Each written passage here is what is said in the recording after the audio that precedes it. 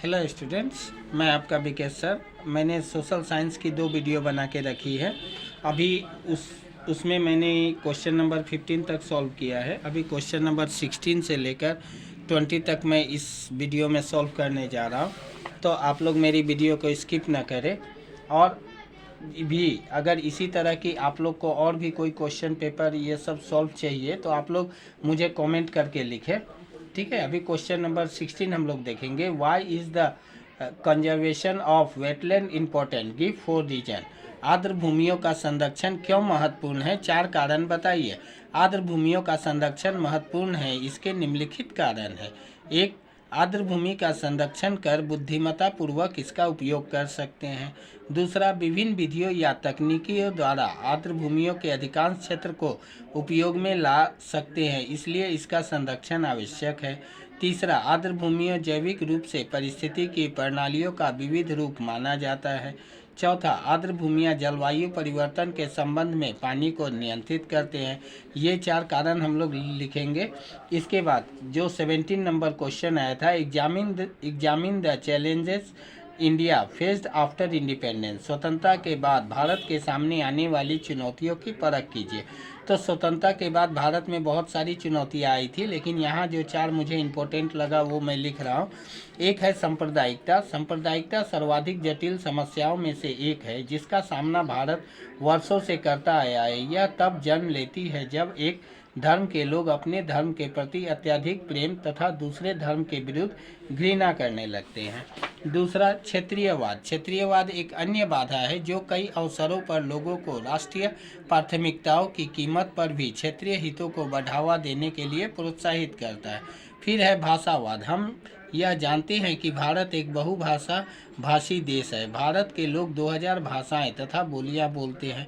जब भारतीय संविधान में हिंदी को राष्ट्रभाषा स्वीकार किया गया तो लगभग सभी गैर हिंदी भाषी क्षेत्रों के प्रतिनिधियों ने इसका विरोध किया। चौथा, उग्रवाद। देश के कई भागों में चलाए जा रहे उग्रवादी आंदोलन राष्ट्र के लिए एक बड़ी चुनौती बनी हुई है।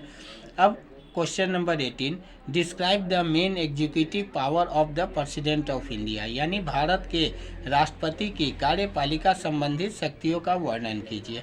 तो भारत के राष्ट्रपति की कार्यपालिका संबंधित शक्तियाँ बहुत सारी है, लेकिन मैं यहाँ पे 4 लिखा हूँ। राष्ट्रपति प्रधानमंत्री की नियुक्ति करता है।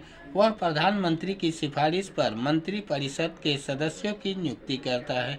वह राज्य में राज्यपाल तथा उच्च वर्ग के अधिकारियों की नियुक्ति करता है। वह सर्वोच्च न्यायालय तथा उच्च न्यायालय के न्यायाधीशों की नियुक्ति करता है। इसके बाद 19 नंबर है, explain important function of political parties of India. Bharat में राजनीतिक दलों के मुख्य कार्यों की व्याख्या कीजिए। तो उसके जो राजनीतिक दल है और उनके जो काम है यहाँ मैंने लिखा है, और भी बहुत सारे काम हैं, लेकिन मैं 4 ही लिखा हूँ। ये चुनाव के दौरान उम्मीदवारों का नामांकन करते हैं। ये चुनाव में अपने उम्मीदवारों के लिए समर्थन प्राप्त करने हेतु प्रचार करते हैं। ये मतदाताओं के समक्ष चुनावी घोषणा पत्र के द्वारा अपने उद्देश्य और कार्यक्रम प्रस्तुत करते हैं।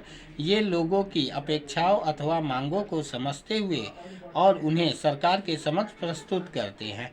अब यह 20वां जो अंतिम क्वेश्चन है, electronic media is the most effective tools for the formation of public opinion, discuss. जनमत के निर्माण के लिए इलेक्ट्रॉनिक मीडिया सर्वाधिक प्रभावशाली उपकरण है, विवेचना कीजिए। तो electronic media cinema, radio, television, mobile phone व इंटरनेट जनमत के निर्माण में प्रभावशाली भूमिका निभाते हैं, जैसा कि हम लोग जानते हैं। इनके दृश्य व श्रव्य मॉडल द्वारा देश के दूरस्थ हिस्सों में व्यक्त विचारों को भी सम्मिलित करते हैं। वे विचारों को अत्यधिक प्रतिनिध्यात्मक जनमत में बदलने तथा इसे सभी संबंधित लोगों तक पहुंचाने का काम भी करते हैं।